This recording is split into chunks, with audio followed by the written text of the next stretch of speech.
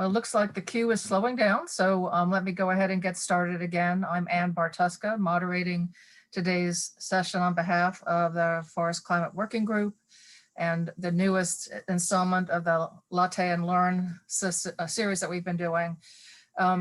This one is to focus on harvest wood products. And if Kylie, could you actually show the slide that we'll use for context?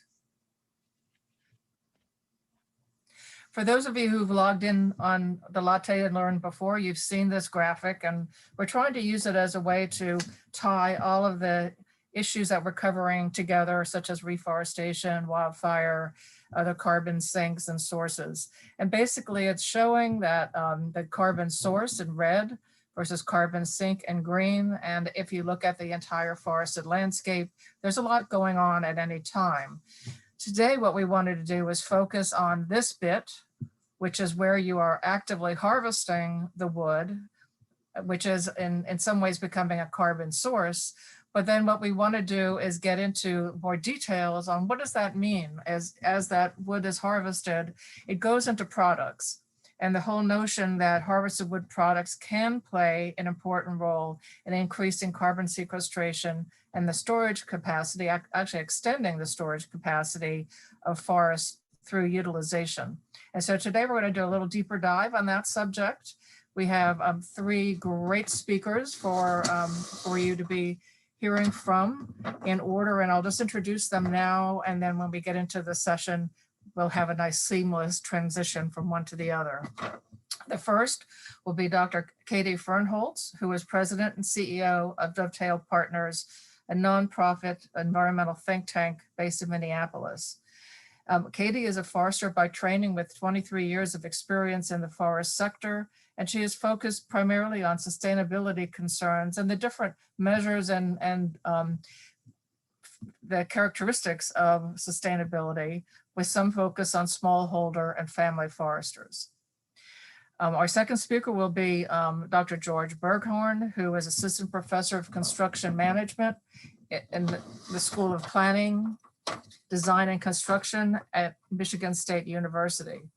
His research is focused on building deconstruction and material circularity, reuse of salvage wood, salvage lumber and mass timber products, barriers to mass timber construction, and really focusing on the whole new emerging area of mass timber and CLT. And the third speaker, tying everything up with, as he usually does, tying up the loose ends, is Dr. David Ware, non-resident senior fellow at Resources for the Future, who had previously spent more than 30 years with the U.S. Forest Service Research and Development as senior research scientist and leader of national and regional resource assessments. So that is our lineup for this morning. As usual, what we ask you to do is to put questions you might have in the chat, and I will go ahead and curate at the end when we get into the Q&A session. I actually have a couple questions already that have been posed that I may start with. So please feel free to be putting any kind of question you have in the chat, and we'll be covering those as we go in at the end of the session. So with that, I'm going to turn it over to Dr. Fernholz and ask her to make her remarks.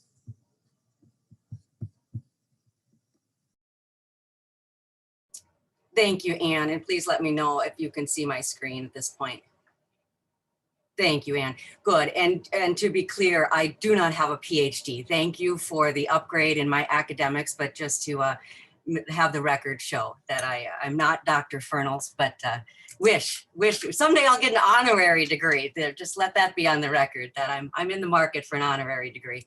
But thank you, Ann. Thank you, fellow panelists. Thank you, attendees, for the opportunity to be here. I am Katie Fernholz, as Ann said, with Dovetail Partners, and I am zooming in today from just outside Minneapolis, Minnesota, the traditional lands past and present of the Dakota people, and just to recognize all of those people that have stewarded the land past and present and allow us to have the abundant, diverse resources that we enjoy today and that we are stewards of for the future. I am going to speak briefly on forest management, sustainability, touch on carbon, but our other panelists are going to go into some more detail. So from me, you're going to hear very, very high level stuff. And I am always honored by the opportunity I have to speak about forests.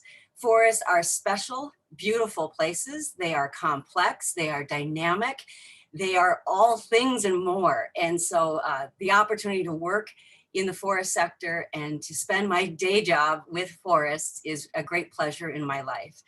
I think they're just spectacular, and I hope you all love forests as much as I do. This is me when I'm not in a Zoom meeting in a very happy place in northern Minnesota, and some of the many forests that I enjoy. I hope you all have special forests in your life as well. So like I said, I am going to be at this very, very high level, starting globally. And this slide is showing around the world trends in forest area. Some of the nations around the world are shown in red. These are regions of the globe where we see forest area declining. Many of the countries on this map are shown in white, and these are areas of the world where forest area is stable. Additional areas of this map are shown in green, and these are areas of the world where forest area is increasing. So one of the take-home messages with this is, again, forests are dynamic. Many different things are happening in many different places. And at a global scale, at a national scale, there are many different stories to tell, many different challenges, many different opportunities.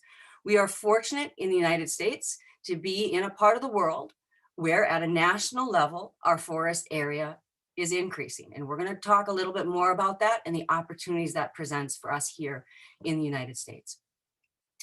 So it hasn't always been this way in the United States. We have a complicated history with our forests. There is an era within the United States, depending on what part of the country you might be most familiar with, where forests have been terribly exploited. That is part of our history. That is part of what we can learn from. So I want to share with you a series of slides here. Slides, I still use that old term, right? I mean, when it's a picture from 1940, you can use the term slides, right? But this is in Washington State in 1940, and we're going to go through a series of slides here. So 1940 is where we start. Here's 5 years later in 1945. A few years later, 1950, 1955, 1961. 71. And I always like to say, if you don't learn anything else from me today, you'll learn when color photography came on the scene, 1971, according to this series. And this is the final picture, 1974. So this is from 1940, 1974, a 34-year-old forest. And I like to show these pictures because everybody can have their own reaction to what you see in these pictures. As a forester, and someone who cares deeply about the forest, these pictures mean so much to me because they remind us of the resiliency of the forest, the complexity, the natural, just the vibrancy, the life force of the forest. And they also are humbling as a forester in terms of how much we have to learn from the forest and how much we can work in concert with that resiliency to be stewards of the forest. But there's so much more in these pictures, right? They remind us of the dynamic nature of the resource, how it's changing, and what we can learn from the past and apply to the present. So forests across the country have changed, and knowing our history of that land use and how things have changed is very important. This is, again, a big, broad, high-level picture of trends in US forest land. And when we look at American history, going back to European immigration, if we want to pick a time in history to measure ourselves against, going back to 1630, estimates are that at that time, there would have been about 1 billion acres of forest in the area of the world that would become the United States. That area of forest is relatively stable, but we go into this period of expansive land conversion in the United States in the late 1800s into the early 1900s. And really what was happening during that period was incredible expansion of conversion of forest lands to agricultural uses, pasture land, grazing, all kinds of other types of land use that trees had to get out of the way for. But we came out of that era. Our land use patterns in the country have changed. And over the last 100+ years, we've had stable to slightly increasing forest area in the country. And I just want for a moment just to think about the last 100 years of American history and how much has been going on, everything from urban sprawl and interstate highway development and you name it. And over that dynamic period of American history, we have kept national forest area stable to increasing.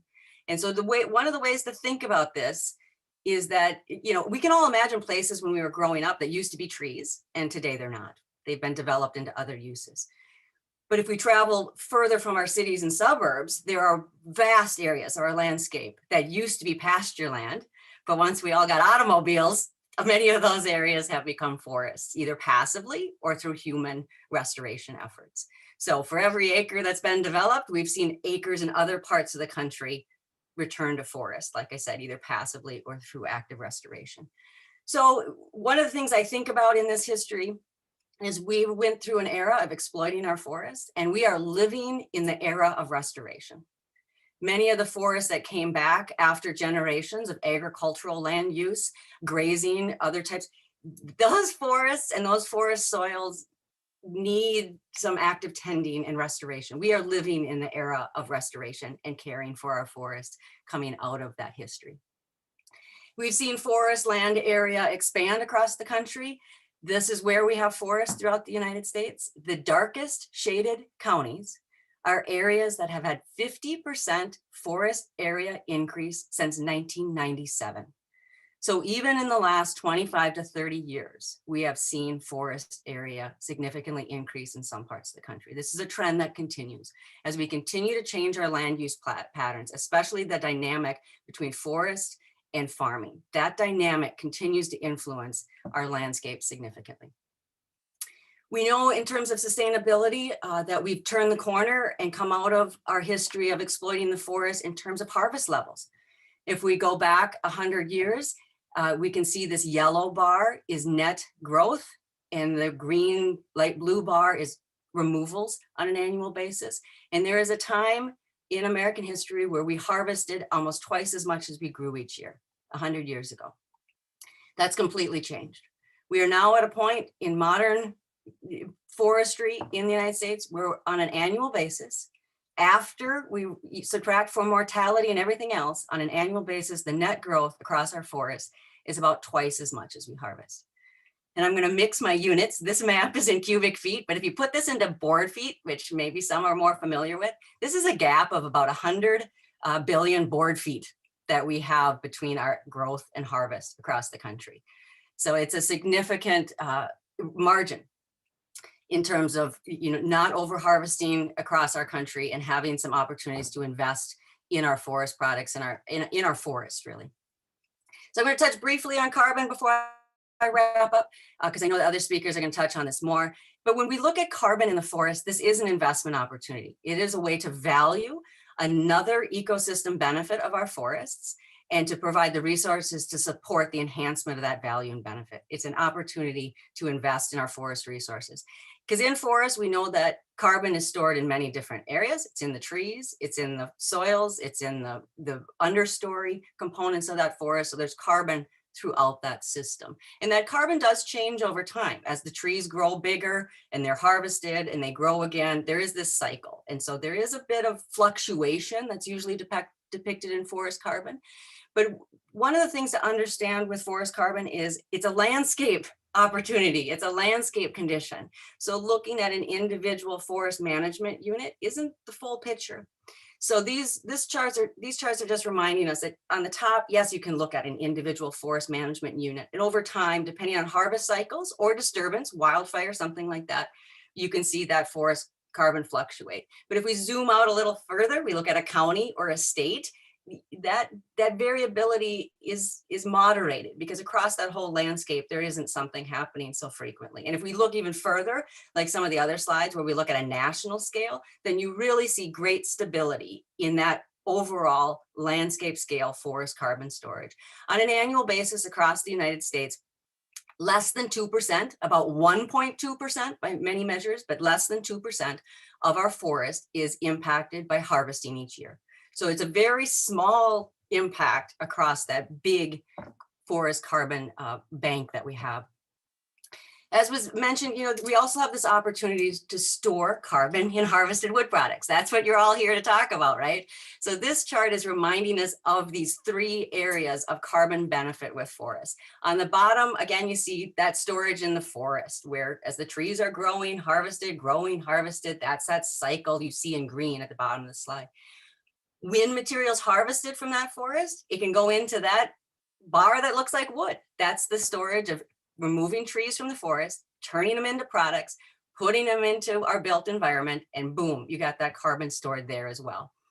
If those forest products are used instead of higher emitting, higher impact materials, you can get this substitution benefit. And that's that big area in gray that says if you use wood instead of other higher polluting materials, you can change the scales through substitution. So bottom line, what we know is in the long-term sustainable forest management strategies can increase forest carbon stocks, provide us timber, fiber, and energy from the forest. And by doing those things together, we will have the greatest forest carbon and carbon mitigation benefit. With that, thank you very much for your time and attention. And I'm happy to be here and look forward to some questions and discussion. Katie, great. Thank you so much, and really starting to set the stage for some further discussion. I'm now going to turn it over to George for his presentation. It looks like the slides are up. Go for it, George. Great. Thank you, Anne. Good morning, everyone. Thanks for being a part of the session this morning. So I am going to jump down several levels closer to the landscape and pick up on several of the excellent points that Katie made in the last few minutes. And where I want to begin is this look at abandoned structures across Michigan, across the Midwest, and across the US. And the reason why I'm starting here hopefully will become clear in a couple of minutes. But if you look in the left column on this table, the bottom line is we have a large number of abandoned residential structures across the United States. And these are structures that are vacant and not currently for sale, for rent, or being marketed in any sort of way. So these are truly the homes that have been walked away from. So 226,000 of these homes approximately exist in Michigan, and then you can see it scales up to nearly 6 million nationwide. And because we have a history of building with wood, that means that these abandoned structures are really large material banks storing significant quantities of wood. So if we look at just Michigan, we're seeing 1 billion board feet of lumber and that's 1 billion board feet of potentially salvageable lumber. So lumber that's in good enough condition to be reused just in the abandoned structures in the state of Michigan. And to put that into perspective, because this is some work that my group's been engaged in for the last few years, trying to think of, well, how do we get this wood back into productive use? So if we want to put it into productive use the conventional way, which is making furniture from this structural lumber, just the amount of lumber that's in these abandoned structures in Michigan homes means you would be building about 219 million end tables, 11 million dining room tables, 5.5 million picnic tables. So I mean, just crazy large scales that we would have to try to produce these products at. Or if we change our focus a little bit and really think about moving up the value chain of the raw material, of the wood material, we could then use that same volume of wood to build 839 STEM buildings at MSU, which is a mass timber building that's just wrapping up construction on our campus here at Michigan State.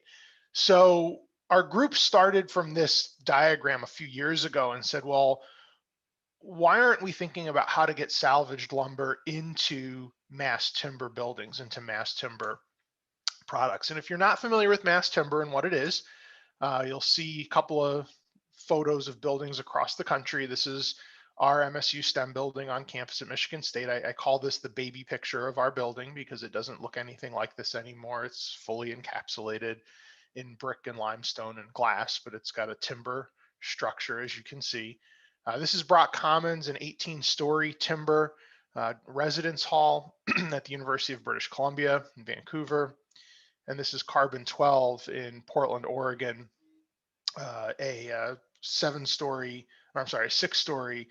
timber building that went up in the last few years in Portland.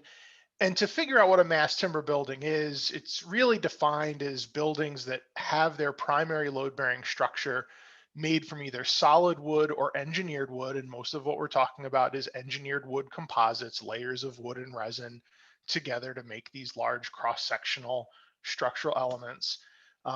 But in addition to how you might think of solid wood as like an old post and beam type building, modern mass timber buildings can also include floor decks, roof decks, and walls that are made of wood as well. So it's not just the structural elements themselves, but these planar surfaces, horizontal and vertical planar surfaces as well. Sometimes it's confused with that kind of old heavy timber construction, the difference being that while mass timber uses a bunch of new and innovative materials, it's a construction type and it's embodied in our building codes as a construction type. So let's talk a little bit about materials and work that we're doing on mass timber materials at MSU. These are two of my students doing some of the work that I'll share some information about. But quickly, if you haven't seen mass timber before, typical mass timber elements include things like glue lam or glue laminated beams and columns, like you see in this picture. So vertical columns and horizontal beams, just made up of layers of wood placed in parallel to one another and then glued to make these structural elements. You can also bend and shape glue lams into beams and arches. This is Croon Hall at Yale University School of Forestry and Environmental Studies. Yale University School of the Environment used to be Forestry and Environmental Studies. And you can also form glue lam into column and truss shapes. On the left-hand side, we see one of the labs from the Forest Products Laboratory in Madison, Wisconsin that was built in the 1930s. So glue lam itself is not a new technology. We're just looking at new applications for this material. And then the material that's gotten people really excited is cross-laminated timber, or CLT. And as you can see in this center picture, what CLT is taking 2x4 lumber and laying it up like plywood. So putting layers down to make a thicker panel product. And just like plywood, excuse me, each layer has the wood placed at 90 degrees to the layer before it and after it. So you get these perpendicular layups that make for a very strong structural product. And you can see here it's being used in floor decks that will then be covered in concrete, although they don't have to be. They just were in this application.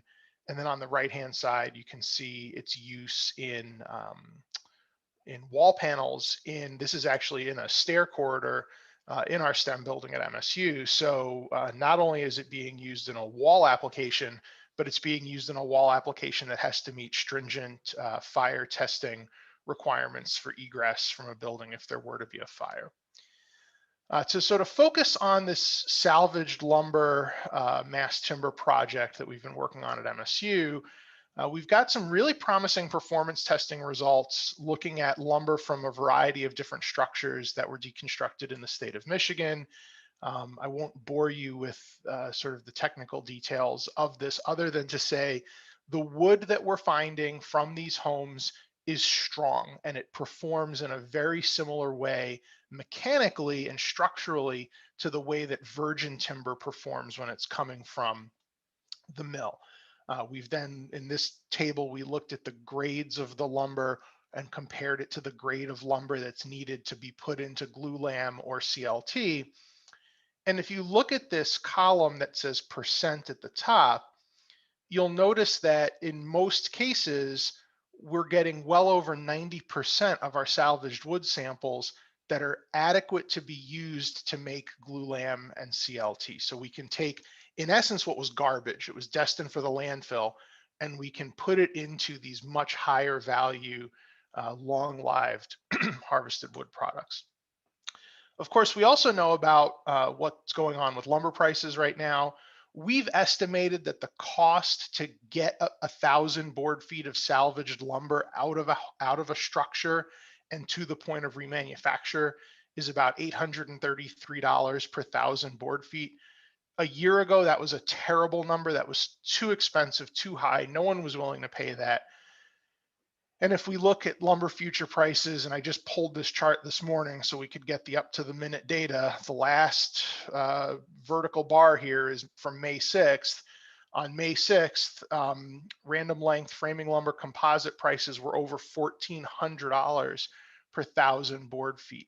So we're starting to see some economic dynamics change in terms of what might be possible with salvaged lumber compared to where we were a year or two ago when lumber was, as you can see here, November of 20, lumber was down below $600 per 1,000 board feet.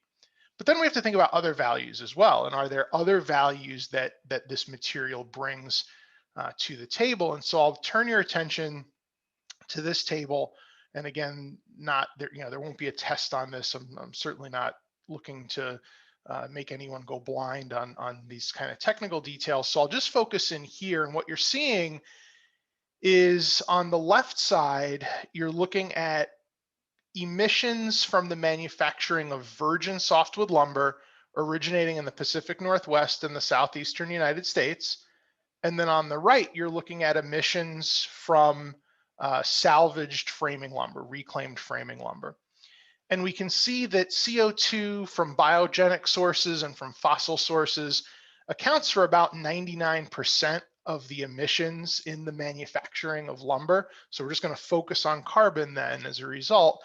And what you'll see here is that if you compare the emissions from salvaged lumber versus the emissions from processing virgin material, you'll see that there's anywhere from a 310 to an 11,000% lower rate of emission by using reclaimed lumber in whatever the further processing is that you're going to do with it, because the carbon that was accounted for during the manufacture of that lumber is already embodied in that lumber. We're just extracting it and giving it a longer life. The other side, of course, is that long-lived wood products store carbon for longer periods of time in buildings. So if we look at our MSU STEM building, we see that there's about 1,856 metric tons of CO2 stored in the wood components of the building, which you can see the equivalents here: 4.5 million vehicle miles, 394 cars that are driven for a year, 222 homes energy use for a year. But we have to get to this avoided manufacturing emissions of steel and concrete, like Katie was talking about, to really see where the bigger impact in these kind of buildings will come from. And so if we look at this idea of the substitution effect, substituting wood for concrete and steel, we can look at some work that was done in this large national study by these players here in the bulleted list. And all they did was created 3 pairs of similar buildings that were done in mass timber and concrete in 3 locations across the United States. And the results were telling. Red and blue bars represent CLT and glulam. So you can see the material contribution to global warming potential from the glulam and the CLT. But now you can compare that to the gray bar and the light blue bar, which is concrete and rebar used for reinforcing that concrete. And so what you see is that when you move to mass timber, you get these large global warming potential reductions: 43% in the 8-story model building, 44% in the 12-story model building, and then 30% in the 18-story building, which is kind of a building code issue, and the fact that they actually have to use more drywall in those taller mass timber buildings. And so you get some emissions coming back from the drywall. But substitution effect is real. And this data sort of shows us what the scale of that substitution effect could be as we bring more mass timber buildings on. So with that, I'll thank you for your time and turn it over to Dave. Great. Thanks, George. And Dave, it is over to you.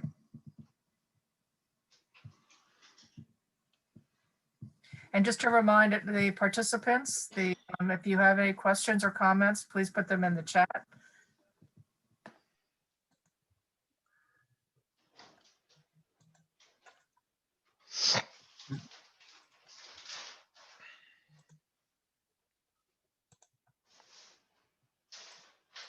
I guess this is what it feels like to be a deer in the headlights. Several clicks away. It's a real pleasure to be here. I just want to confirm that my presentation's up on the screen. Yes, it is. Okay. Well, again, it's a pleasure to be here, and it's great to be batting cleanup in this great lineup of speakers. Though I will note that sometimes the cleanup batter is the most disappointing spot in the rotation. But this probably tells you how much I'd like to see a baseball game this year. In any case, I'm here to talk about maybe the intersection of the last two presentations and this notion that that wood products markets interact with the forest that's stored in, or excuse me, the carbon that's stored in forest and also in the area of forests that we see on the landscape, as Catherine mentioned earlier. So I start with this assertion that the wood products industry has a really strong influence on the structure of forests in the United States, and especially on private lands. Markets for these durable wood products alter land uses indirectly and have an effect both on the carbon that is stored in these forests as well as in the built environment in urban areas. And then ask the question, how do you go about using this carbon sink dynamic to actually build out some more carbon benefits to enhance carbon sequestration across the system? And as you might anticipate, I'll be looking at this at a fairly broad scale, generally at the national and some at the regional level as well. So as a bit of background, I just point out that forests in the United States cover about 1/3 of the land area, and also that forests are almost evenly split between public ownership and private ownership. The public includes federal, state, and other small public entities. And 48% of it is private. And if we look across regions, and the chart here shows ownership by region, it's pretty clear that in the West, public land ownership dominates. And so that forest conditions there are controlled largely by administrative policy and by public land use rules. In the Eastern United States, in both what I've labeled the North and the South, private lands are clearly dominant. And in these areas, we would expect that market conditions dominate choices regarding land use and land use switching. I'd point out that the South, which produces 60% of all timber products in the nation, is nearly 90% private forest and has been for a long time.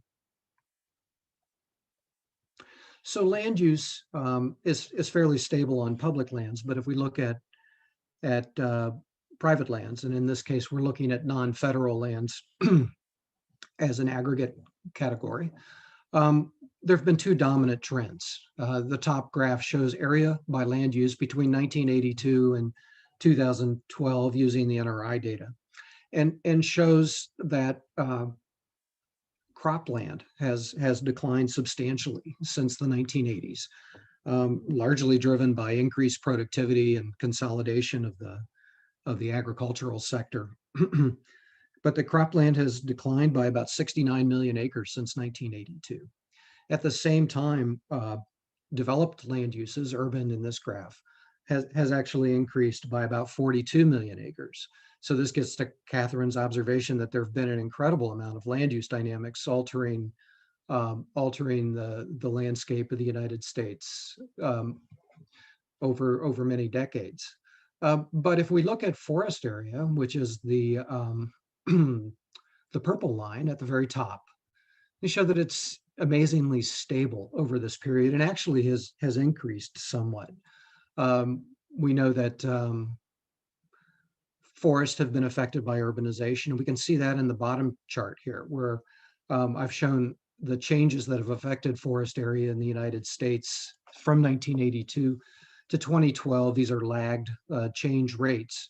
If we look at the red bar, it shows that between 82 and 87, there was about 1 million acres of agricultural land transitioning to forest cover. And that million acre average is sort of held through the 1990s up until about 2000. At the same time, nearly 1 million acres on average, well, it's about 750,000 acres per year, were being urbanized. You can see that in in the bottom. And so on net, we had a slight gain in forest area between the 80s and the 2012, about a 3 million acre gain in spite of all of this loss to urban uses. And we're going to take those land use changes that I just charted from 1982 to 2012 and map them out across the counties of the United States. We get some pretty interesting patterns. Almost all of the change has been focused in the eastern United States, though I would say that some of the areas in the West, especially around Seattle, have been substantial and consequential. But we've seen these two dynamics. There's been a strong growth in urban areas. These are the purple areas where we see forest loss. And then we've seen shift toward forests in many rural areas. And there are really two dynamics driving that latter change. One is an agricultural reversion in the north, in many cases simply no longer being feasible for agricultural production. We see cropland shifting to pasture land, shifting to forest land, largely through natural regeneration. And then in the southeast or in the south, we see a very strong investment driven change in land use, with land use switching to forest associated with timber markets. And a very strong association with timber prices in this region. And we'll get into that in a little bit more detail in a little bit.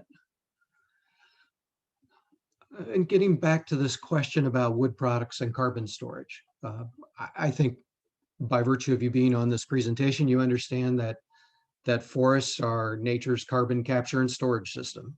That photosynthesis is constantly fixing carbon from the atmosphere and into biomass. And that while mortality, harvesting, and decomposition are releasing carbon back to the atmosphere, on net, there's been a very strong carbon sink represented by standing forest. Less well understood is that wood products store woody biomass in infrastructure. And so if we think about forest as a cycling carbon system, where harvested forests become regenerated and recapture the carbon that was harvested, we have this carbon sink in the form of the built environment that's taking much of that carbon that was harvested and placing it into a fixed form that can be stored for many, many years. The research that I'm aware of says that the average life of a house is about 80 years, and that wood products are about 50% carbon by weight. And so these are long-lived storage vessels for forest carbon that actually augment the carbon that is maximally stored in forest conditions. But if we can take that carbon from wood products at the end of that 80-year lifetime, let's say, and we can recycle it in ways that George mentioned, then you get an even longer life of persistent carbon. But even if you don't capture it and it gets stored in solid waste systems, it can be stored for even longer periods of time, for hundreds of years, where it is eventually going to emit, but will be stored in that condition in solid waste systems. So let's look at change over time. If we look at forest-related carbon stocks, and that's the top, and I've broken it out by forest biomass, forest products, and forest soil, you can see that we've had fairly stable forest soil carbon. Though in some ways that's an artifact of how we measure it, but also very strong growth in forest biomass that accounts for much of the carbon sink. In addition, and in this top graph, very hard to distinguish, we've had growth in carbon sinks represented by products and landfills. So an interesting statistic to me is that if we look at all of the carbon that's stored in forests right now, absent products, that represents about 50 times the emissions from the US economy as measured in 2018. And if we go to this bottom graphic here and look at forest carbon sinks from products, you can see that the carbon product flux is fairly substantial in comparison to the estimate of sink from forests as well. And I should back up a minute. What I'm saying when I make a distinction between stock and sink, the stock is simply the carbon that's stored on the landscape. The sink, which is the amount of carbon that's coming out of the atmosphere, is the net change in that stock over time. And so the top line, the red line here in the bottom graph, shows the forest carbon flux in standing forests, and the blue line shows the carbon flux in forests. And so that's the net change in those stocks, the amount of increase in those carbon stocks. And we'll look a little bit more carefully at that wood product carbon sink and show that basically, if we look at the red line, that's carbon products in use. The green line is carbon products, carbon in the products that are in landfills. And then the blue line is sort of a superimposed total US housing start indicator. And it shows that there's a very strong correspondence between wood utilization for housing and wood stored in the built environment. I would also note that the amount of wood that's stored per unit of housing has been going down over time, indicating a substitution away from wood in many cases that maybe defines a potential moving forward. Now, I just want to emphasize some of these points real quickly with some observations from the southeastern US. The Southeast is where most of the growth, nearly all the growth in forest product output has come from. If we look at growth over time, it's roughly doubled between the 1950s and 60s and 2000. That growth accelerated in the 80s up until the peak just before 2000. At a steady shift in production, strong demand increases in this region. It's shifted production towards softwoods. Now 75% of all wood in the South is softwoods, and it's begun to favor smaller diameter uniform materials. And I would point out that this red region of the graph is the softwoods that are small diameter softwoods. And this has seen steady growth over this period in spite of cyclical effects on solid wood products and the like. A very important dynamic. So this is a chart that takes the South out of the US. Chart that I showed you earlier shows that there's been a strong dynamic favoring forests, where we've had the strongest forest gains in the region, and the markets have largely driven those changes. The big part of that market-driven change has been in forest investment. That's led to an increase in planted pine, especially in that period between 1980 and 2000. And during that period, we've seen a strong adjustment in the amount of softwood inventory. It grew over time until 1980 to 2000, where we saw a flattening of growth in forest biomass and forest carbon, but then an acceleration of growth in response to investor-led investment in planted pines. And so a strong shift toward timber production in the South. But if we look over here to these two graphs, it indicates that that strong shift in production has led to a strong increase in carbon storage in both products and in standing forests. And with that, I'll conclude and point out that there is a document online, Forest Carbon 201, and Google will get you there. That goes into some of these observations in more detail. Thanks. Great. Thank you, all the speakers. We actually have gotten some questions, and so why don't I go ahead and put some of these out there. The first one, and Dave, this may be one that you could respond to initially, and that's, how have the West Coast and California wildfires changed forest and wood product storage estimates? So, as I look at, I'll go back to the statistic that we have about 50 times an annual carbon emission stored in carbon stocks. I mean, as I think about moving forward in terms of policy to affect carbon sequestration, I think in two terms. One is a wood products driven demand for land use and enhanced carbon storage in the East. I think about policy that would stabilize carbon stocks in the West, where wildfires are a dominant part of the landscape. I don't think we've seen enough loss in inventory to affect our projections of forest production yet, but that's something to keep an eye on. And another question from one of the participants. This looks like it's addressing a comment you just made again, Dave. The panelists just mentioned that currently U.S. forests represent 50 times the carbon emissions of the U.S. economy.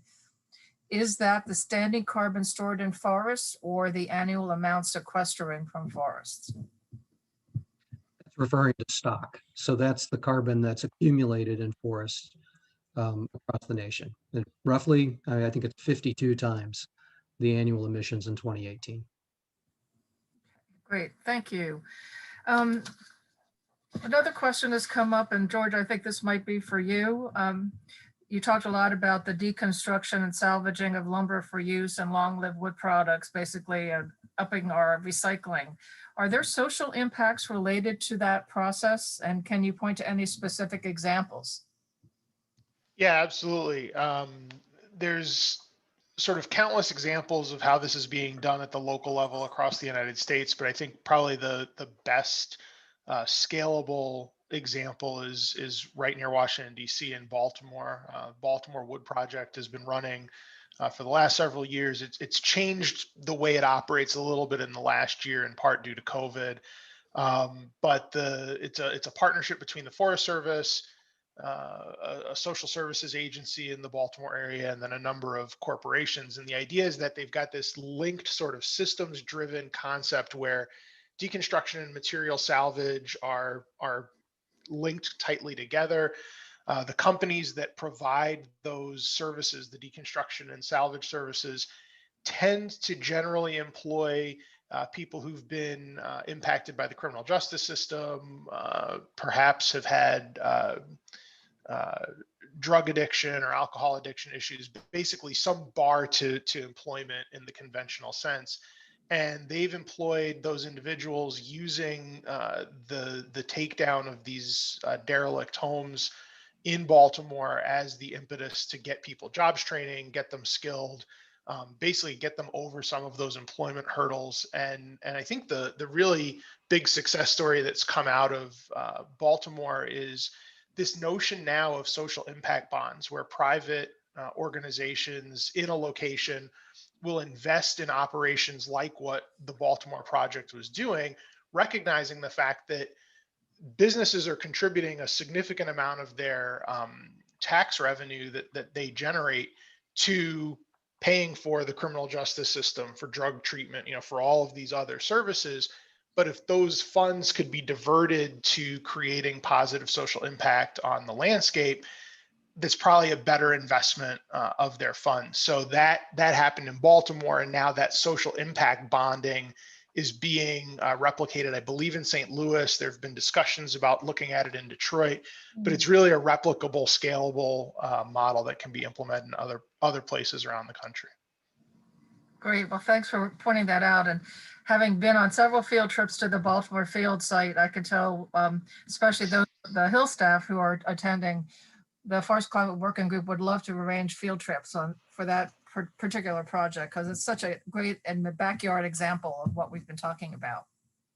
One of the issues that continuously comes up with regard to forests and carbon is the really the tracking of that carbon and where it is going, and can we actually validate that we're accomplishing the carbon sequestration goals. And it's clear to me that we can, for example, and there's a salmonella outbreak in leafy greens. We know where, frequently it's Yuma, Arizona. We know exactly what field it is. We know when it was harvested, and we can tell the consumer not to get certain bags of fresh greens. Can we do something similar to that with regard to forest products and wood products in particular? And maybe an additional question around that is, does forest certification systems that are out there, can they contribute to that? So two different things, but mostly it's about tracking carbon. So I don't know who want to take that on, but Katie, great. I was hoping you'd say yes. Well, I'm happy to, because I've worked as a forest certification auditor, and very familiar with chain of custody systems. And so there's two ways I think to answer this question about tracking forest products and how that can feed into accounting for forest carbon storage in harvested wood products. One answer to this question is yes, this is already happening. There are systems in place, primarily proprietary systems that companies use for their own tracking. So part of the question here is, how can we have more of this private information feeding into public reporting systems? So that's one answer, is there are systems in place for tracking, trees to the stump and to harvest units and products back to the forest. That does exist. Largely it's proprietary. Where we do see aggregated information, sometimes that doesn't give the level of detail that some stakeholders are looking for. The second answer to this question in my mind is to understand the differences between the lettuce example and many of our forested products. Right now in the United States, our lettuce production comes from about 2 or 4 counties, a couple counties in Arizona, a couple counties in California. So when there's a problem with a product like that, like lettuce, without knowing anything more, you're already down to a very small part of the landscape that could be the source of that problem. The same scenario exists for some of our forest products and for some of our manufacturers that have a small sourcing footprint. So if you know the species of wood and you know the manufacturer, it can be very much like the lettuce example, where it instantly gets you into a small part of the landscape. But other products are sourced much differently. They're more like commodity grain, that if there was a problem with a commodity grain product, you'd have to figure out the whole Midwest for your sourcing. So like I said, systems exist for tracking. They're out there already. Figuring out how to aggregate that, make more of that information publicly accessible is kind of a technical and proprietary discussion. The other part of it is recognizing the difference between different forest products and their sourcing footprint and the complexity of those supply chains.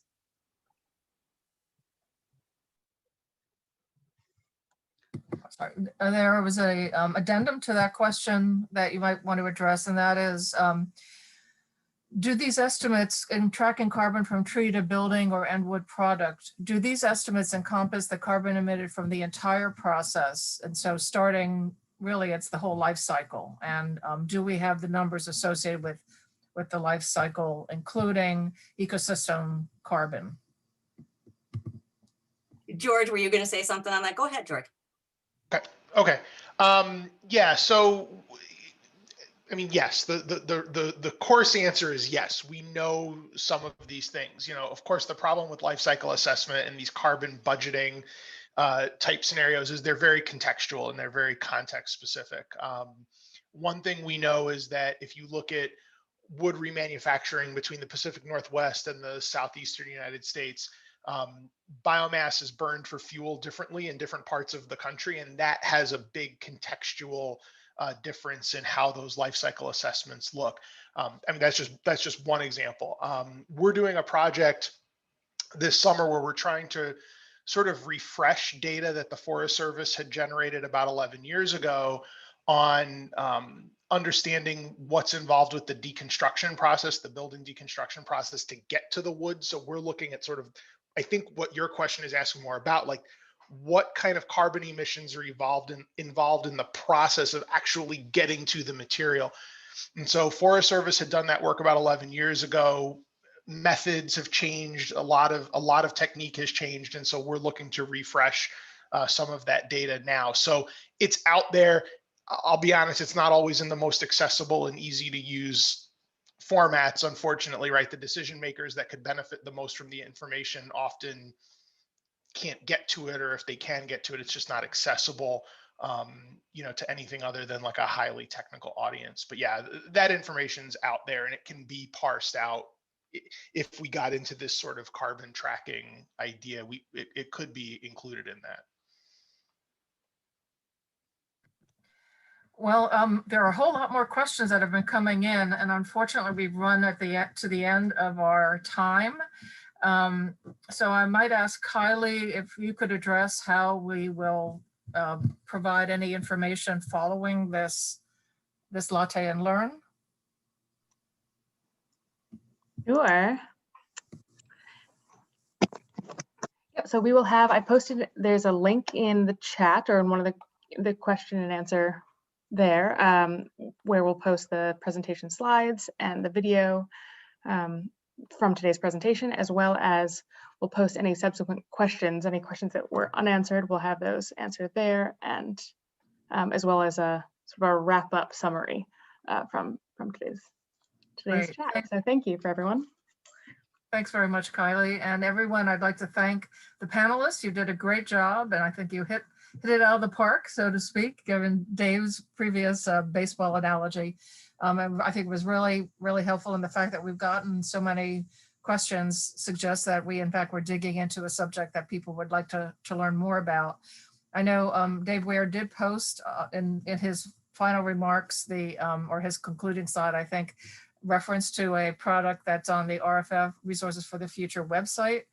There's a few other pieces in there, as well as connections to other reports that people might find helpful. So hopefully between our response to the cues and getting the slides up, as well as some of the other materials available through all of the websites, actually, that are part of our speakers, you should be able to get some answers. If not, please feel free to reach out to Forest Climate Working Group, and we can do follow-up with you. So with that, I'd like to thank you for joining us at this Latte and Learn, and hopefully you'll join us in the next one, to be determined what the subject is. And in fact, my final pitches for those who are still on the line is we're here to help answer your questions. And so if there are things that you would really like to know more about and want to have a deeper dive with regard to forest and climate and land use, please let us know, and we will get it into the list of possible speakers. So again, thank you very much, and look forward to seeing you in the future. Take care, everybody.